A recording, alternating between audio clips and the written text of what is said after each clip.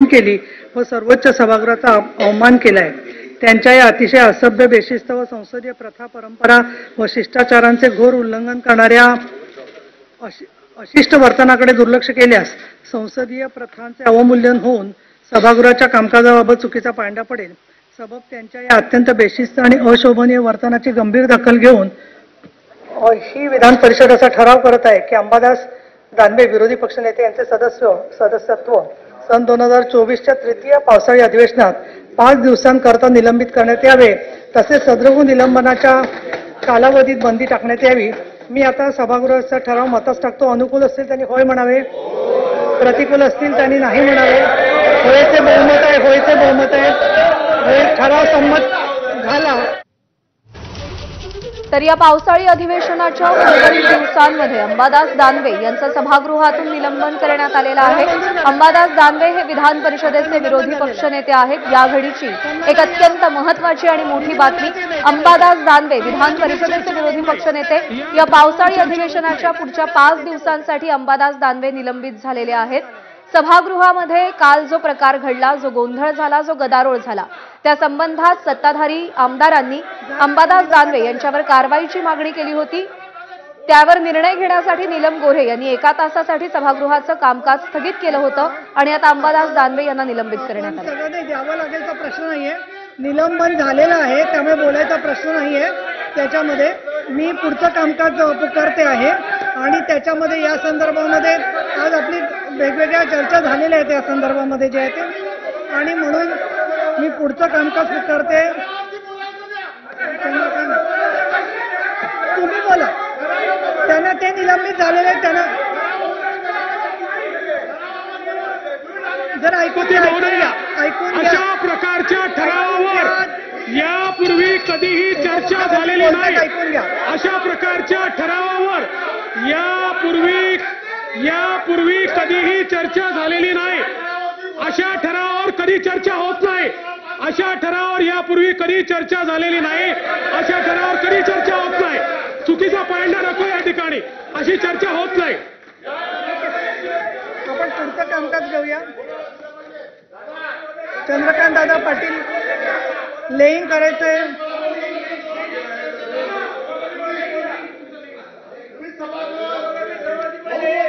उच्च आणि तंत्र शिक्षण मंत्री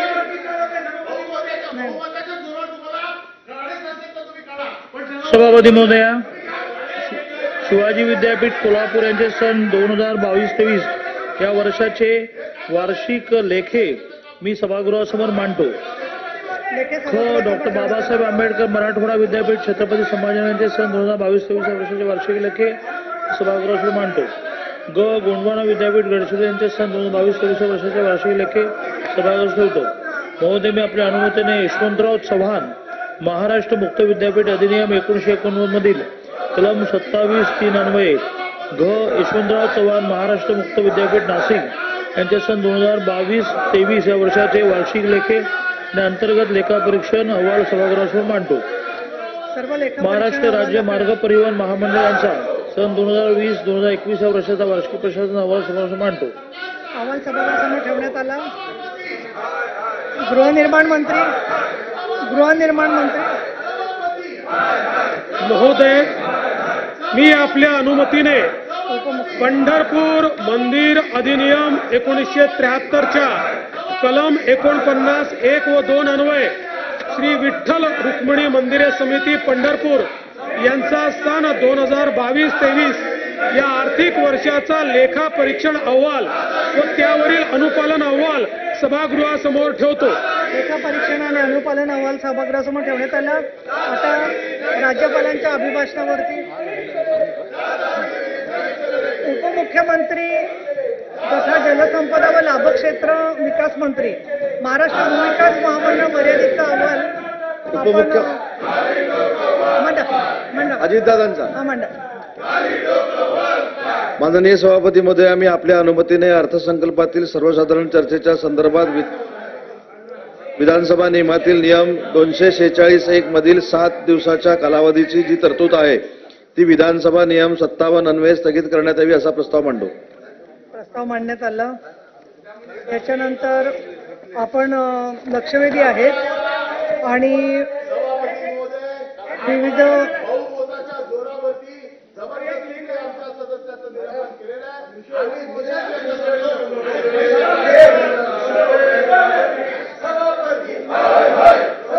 अभिभाषण राज्यपालांच्या अभिभाषणावर महोदय, महाराष्ट्र भूविकास महामंडळ मर्यादित पुणे यांचा सन 2021-22 या वर्षाचा लेखापरीक्षण अहवाल सभागृहासमोर ठेवतो. लेखापरीक्षण अहवाल सभागृहासमोर ठेवण्यात आला. राज्यपालांच्या अभिभाषणावरती चर्चेत भाषणं राहिलेली आहे. राज्यपालांच्या अभिभाषणावरची चर्चेची महोदया, एक गोष्ट या ठिकाणी रेकॉर्डवर आली पाहिजे की अशा प्रकारे ज्यावेळी ठराव मांडला गेला यापूर्वी देखील कधीही त्याच्यावर चर्चा झाली नाही. हा ठराव चर्चेचा ठराव नसतो. या ठरावावर आपण मतदान घेतो, त्याप्रमाणे आपण मतदान घेतलेलं आहे आणि जी काही कारवाई नियमानुसार झाली पाहिजे त्या नियमानुसारच ही कारवाई या ठिकाणी झालेली आहे. त्यामुळे हा जो काही आग्रह दुराग्रह विरोधी पक्षाचा होता तो पूर्णपणे चुकीचा आणि नियमबाह्य होता, हे देखील या ठिकाणी रेकॉर्डवर असलं पाहिजे. आज आमची गटनेत्यांच्या मीटिंगमध्ये चर्चा झाली होती. खरं तर गटनेत्यांच्या मीटिंगमधली चर्चा मांडत नसतो, परंतु आपण कोणतीच कुणाला संधी दिली नाही अशातला गैरसमज राहू नये त्या दृष्टिकोनातून गटनेत्यांच्या मीटिंगमध्ये काही लोकांवरती आम्ही ती जबाबदारी टाकली होती. परंतु त्या संदर्भामध्ये कुठलंही एक पुनर्विचार की आपण जे केलं तर अयोग्य आहे अशी कुठली भावना काही त्यांच्या वर्तनामधून दिसून आलेली नाहीये. किंबहुना गटनेत्यांच्या मीटिंगलाही ते अनुपस्थितच होते आणि काल सुद्धा सभागृहामध्ये दोन्ही जे प्रसंग झाले, सकाळच्या वेळेला क्रिकेटच्या संदर्भातला ठराव आल्यावर त्याला कुठलंही अंतिम रूप दिलेलं नसताना केवळ कोणी सूचना मांडल्यावरती एकदम सगळ्यांनी धावून जाणं आणि कुणालाच बोलू न देणं हा प्रकार होऊन परत माझ्यावरतीच पक्षपातीपणाचा त्यावरती भूमिका घेण्यात आली. दुसरं म्हणजे काल जो संध्याकाळी दुपारी प्रकार घडला तो अत्यंत क्लेशदायक होता आणि अशा वेळेला मी उपसभापती आहे, महिलाही आहे, एका महिला लोकप्रतिनिधीसमोर एक विरोधी पक्षनेता अशा भाषेत बोलायला लागला तर उद्या आमच्या जिल्हा परिषद महानगरपालिकांच्या महापौर आणि जिल्हा परिषद अध्यक्षांसमोर प्रत्येकजण अशा भाषेत बोलेल आणि आम्ही जिथे जाईल त्या ठिकाणी याच भाषेमध्ये जर का बोलायला लागले तर आम्ही तरी आता हळूहळू अनुभवामधून खूप कठोर व्हायला शिकतोय, पण बाकीच्या महिला ज्या आहेत त्यांना काम करणं मुश्किल होऊन जाईल आणि परत त्याची दरपोक्ती की मी हे असं करतो आणि मी हे करणारच, म्हणजे ही कुठल्या प्रकारची संस्कृती रुजवली जाते ते खरं तर त्यांच्या नेते मंडळींनी पण विचार केला पाहिजे की ठिकठिकाणी महिलांना असुरक्षित वाटेल असं वातावरण कशा पद्धतीने केलं जात आहे आणि म्हणून अत्यंत दुःखित अंतकरणाने हा निर्णय आपण घेतोय. परंतु 5 दिवसाचं निलंबन का काय करायचं या संदर्भात सुद्धा आम्ही विचार केला आणि त्यामध्ये त्यांना अंतिम आठवडा प्रस्ताव की इतर कामकाजात भाग घ्यायचा असेल तर त्या दृष्टीने सुद्धा आम्ही मध्यम मार्गी असा त्यातून मार्ग काढलेला आहे. आणि फक्त मला या ठिकाणी बाकीच्या सभासदांना सुद्धा सूचना करायची आहे की एखाद्याला बोलायला मिळालं नाही किंवा एखाद्याला आपल्याला सगळेच्या सगळे मुद्दे अगदी अर्ध्या तासात मांडायचे होते ते 10 मिनिटात मांडायला मिळाले की आपण सत्ताधारी पक्षात आहोत किंवा आपण कुठे आहोत यापेक्षा सभागृहाच्यासाठी किती वेळ शिल्लक आहे आणि त्याच्यानुसार मला किती वेळ मिळतोय या संदर्भात जरूर त्यांनी एक विचार केला पाहिजे. कुठल्याही परिस्थितीमध्ये मधल्या वेलमध्ये येऊन त्या टेबलवरती मारणं किंवा असे जे प्रकार होतात सगळे तर ते सुद्धा कुठेतरी त्याचा लोकांनी आत्मपरीक्षण केलं पाहिजे असं मला इथे सांगावंसं वाटतं. आणि 5 दिवसाच्या या सगळ्या कामकाजामध्ये विरोधी पक्षालाही माझी जरूर विनंती राहील की त्यांनी या संदर्भातली आमची भूमिकाही समजून घ्यावी. या सभागृहामध्ये अनेक लोकांची निलंबनं वेगवेगळ्या कारणांनी झालेली आहेत, त्याचा इतिहासही कधीतरी अनौपचारिकरित्या मांडता येईल आणि म्हणून अत्यंत न्याय्य, योग्य आणि उचित अशा पद्धतीची कारवाई चा प्रस्ताव आपण इथे मांडलेला आहे. आता आपल्याकडे थोड्याच वेळामध्ये आपल्याला राज्यपालांच्या अभिभाषणावरती चर्चेत घेणारी जी नावं माझ्याकडे होती, अहवाल कसला मराठवाडा विकास महामंडळाचा अहवाल ठेवायचा.